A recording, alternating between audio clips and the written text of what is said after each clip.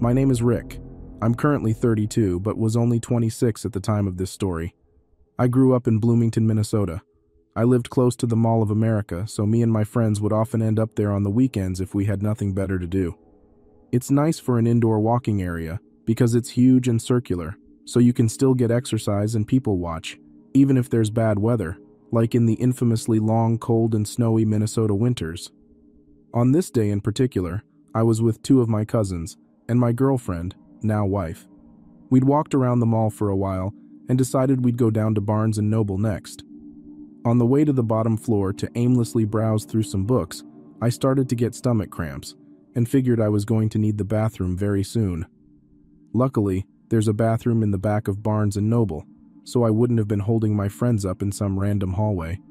When we entered the store, I went straight for the back, walked hurriedly through the store and into the short back hallway, then entered the men's restroom. When I got inside, I saw that both the stalls were already taken and swore quietly to myself. I headed back out into the hallway to wait for one of these guys to finish up so I could have my turn, and I stood next to the drinking fountains trying not to visibly squirm too much from my stomach pains. I waited for what seemed like quite a long time and was quickly growing impatient and getting annoyed. Finally, I heard one of the toilets flush, and I didn't even wait to hear the guy finish washing his hands before I entered and claimed the stall he just exited. It was the back stall in the corner of the room, the larger handicap-friendly stall. I locked the door and started laying out some toilet paper on the seat cover, because I think public toilets are disgusting, and I finally sat down to do my business. I browsed my phone while I sat there, and time started to slip away. Embarrassingly enough, I'm slow to do my business, even when it feels urgent. So I was in there for a while. I started thinking about the guy in the other stall, and how he'd been in there for way longer than I had. He'd been in there since, I'm guessing, before I entered the store even, because he was in there when I first arrived to the fully occupied bathroom. As I sat there, my eyes wandered from my phone down to the floor, and I realized I could see part of this guy's shadow. The way the lights are in the bathroom, they were able to cast his shadow into my stall from under the floor gap. I realized he was moving around at least, so he clearly hadn't passed out or anything. Then I realized the movement was a very rhythmic and steady back and forth motion, and it looked like it was probably his forearm that was doing the moving. I realized that this dude was most likely being a disgusting creep in a public bathroom stall, instead of waiting until he got home to do such private activities. I started to text a group chat I'm in with a bunch of friends to tell them about how awkward this situation I'd discovered was. Shortly after that, I finished my business, exited my stall, and headed to the sink to wash my hands. While washing my hands, another guy came into the bathroom and promptly entered the stall I'd just left. When I finished washing, I stuck my hands under the blow dryer thing to dry them off. While drying my hands, out of curiosity, I glanced back at the creepy dude's stall. First, I noticed feet under the stall. They were in the same position, and his pants were still around his ankles. Then I caught something out of my peripheral vision and glanced upward toward the top of his stall. The dude was literally standing up, peeking over the wall at me, with bulging, wide-open, glaring eyes, just staring directly at my face. I couldn't see his full expression, since just his eyes and top of his head were visible over the stall wall. When I saw this, I quickly left the restroom and found my cousins and girlfriend ASAP to tell them about how disturbing what just happened to me was. I was laughing when I told them, mostly because I'm an awkward, nervous laugher, and even when things aren't funny, sometimes my body decides to make me laugh to ease the tension or something. They all were shocked and disturbed as well. I then decided I was going to find a manager, or an employee, and tell them that there was some creepy sex offender dude pleasuring himself in their bathroom. I spotted an employee and hurriedly walked towards them. They just happened to head towards the back corner of the store, to the children's book area, right next to the restrooms. As they got into the children's book area, they entered an employees-only door before I could get into comfortable talking distance, and I decided I'd find a different employee to tell, so I wouldn't have had to shout for this one who was probably going to take a break, or just getting off work. Then I heard a toilet flush. I immediately speed-walked back to my friends. When I reached them, I looked into the back bathroom hallway and saw a man round the corner. I identified him as the creep because of the shoes and pants he was wearing, and what his hair looked like. I told them that was the guy, and they all looked at him while I looked away. I nonchalantly watched him through the corner of my eye as he walked for the front of the store, not getting in line to buy anything. As he got into the main walkway between all the aisles, he veered in an awkward manner around a clearance table full of items and walked directly towards us. This was extra creepy to me, because his shortest path to exit the store wouldn't have made him walk directly past us. He intentionally walked through our group and made us shuffle to the side. He walked past without doing anything, then exited the store. I avoided eye contact, so I'm not sure if he was staring at me or not. We all agreed that what just happened was extremely gross and disturbing, and I thought about telling an employee still. But it was a weekend and the store was very busy, and I was sort of embarrassed to explain what had happened to an employee in front of tons of random strangers. And the guy had already left, so there probably wasn't much that couldn't been done about it at that point anyways. We left Barnes & Noble, then walked around the mall a little more before we left. The next half hour or so, we couldn't stop thinking about how weird and gross that all was though, and I started wondering, if he was standing up to watch me wash and dry my hands at the sinks, couldn't he have also been watching me in my own bathroom stall that was sharing a wall with his? I really hope that wasn't the case, but I'm thinking there's a pretty good chance it was.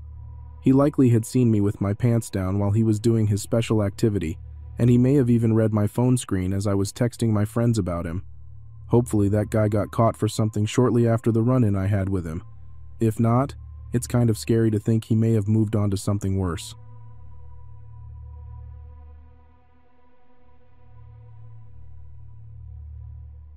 This happened a few years ago when I was an 18-year-old girl in high school. I worked at a store in the mall of my mid-sized Midwestern city, and that evening, I worked a closing shift. I was walking back to my car in the snowy darkness when a black SUV pulled up beside me. A woman opened the window and yelled, "Hey, excuse me, I need your help." She was a round-faced Hispanic woman in her 30s or 40s and spoke with a very heavy accent. I stopped and asked her what she needed. Yes, I know I wasn't too smart back then. She went into a story about how her sister got into a car accident, and the woman needed to get gas in her car before she could help the sister. However, she could not find a gas station and had no money, and she even said she had driven around to several churches to ask for help, but no one would help her. She was difficult to understand and did not tell the story super clearly, but I understood that she needed to find a gas station, and she needed me to pay for it. She told this story between sobs, and she seemed so desperate that I was moved to help her. I told her that she could follow my car to a gas station that was just across the highway, and that I would buy her some gas. I worked a lot back then and had a lot of money for an 18-year-old, so I was generous with this. At the gas station, I parked in front of the store, and was surprised when she did not pull up to a gas pump, as I had expected. I got out of my car and said, "Okay, don't you want me to buy and pump gas for you?" She then said something like I had misunderstood her first story. She didn't need gas. She needed money to give to her sister, and added a bunch of other facts I don't remember to continue the story. Her accent and changing story was difficult to understand. I said, "Well, I don't have cash on me, only my card. I mean, I suppose I could see if there's an ATM inside." She immediately replied that she knew there was, which definitely is suspicious in hindsight, but I didn't pick up on it at the time. I agreed to go in and get her some money from the ATM, and as I turned to go inside, she said, "Wait, but if you give me money, I will have to repay you somehow." I said, "No, that's okay, you don't have to." She said, "No, give me your phone number so I can contact you to meet up later so I can repay you, or give me your address and I will send the money to you." I refused both, and she tried again several more times, begging me to meet up with her later to give me the money. This probably lasted 5 minutes or so. Finally, as I refused a last time, she said in a very chilling way that I will never forget, "Don't be so nice." Despite all of this, I for some reason was still convinced she needed my help, and I went into the gas station to use the ATM. However, in my teenage wisdom, I could not remember my PIN number, and was unable to withdraw money. I went back outside to tell the woman, and she rolled her eyes, huffed something under her breath, and very quickly got into her car and sped off. I never saw her again after that. As I drove home, I became suspicious about the scenario. I figured out after a while that the woman was definitely just trying to scam me for money, but it disturbed me more that she tried so hard to get me to meet up with her later and give her contact information. I don't know what she was trying to do, but this has freaked me out ever since, and I wanted to share it here and see what other people think.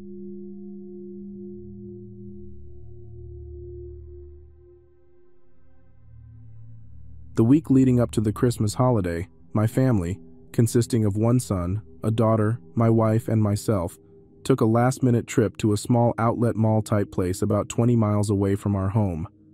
We had 1 or 2 presents left to get, and we knew this place had what we needed. After 3+ hours of shopping, the whole family was beginning to complain about being hungry. The food court contained this little Italian place that had awesome spaghetti and lasagna, so we chose it. It came as no surprise that my son wanted chicken nuggets and fries. They made up a good 95% of his diet. Unfortunately, on this occasion, the Italian food wasn't that good. All 3 of us eating it thought it tasted a little funny, but because we were starving, most of it was eaten. My son, on the other hand, was pleased with his and had me wishing that I would have chosen Chick-fil-A too. Although we didn't like it, none of us felt bad or had any reason to believe anything was wrong with our food. No one said so at the time, at least. When everyone finished their meals, we headed home. The following morning, I was awakened around 4:15, with the worst cramps I've ever felt. I noticed my wife was already using our bathroom, so I had to use the one in the hall. The next hour was a living hell of vomiting and diarrhea on levels up to that point unknown. In between explosions, I could hear the sounds of my wife suffering through the paper-thin walls. The idea that we had food poisoning first came up that morning. I was granted a brief reprieve from my sickness, just long enough to go check on my wife and get a drink of water. I also took some to her, but she couldn't keep it down long. Our son came into our room around now to tell us that our daughter was also very ill and had locked herself in the bathroom upstairs. His only concern was that he had nowhere to go pee. I told him to be considerate of others and stop being such a brat. If he needed to go so bad, he could go in the backyard. It was one of the few benefits of being a man. I was planning on saying something else, but the cramps started again, so I had to run back to the bathroom. The whole time I was stuck in that place, the only thing I could think of was, why didn't I go to Chick-fil-A instead? I'd thought about it, but I knew my girls wanted Italian, so we went there instead. I catch myself doing that a lot. It took some time, but I was able to purge myself of the poisoning. While my stomach remained on the sour side, the need to lock myself in the bathroom had passed.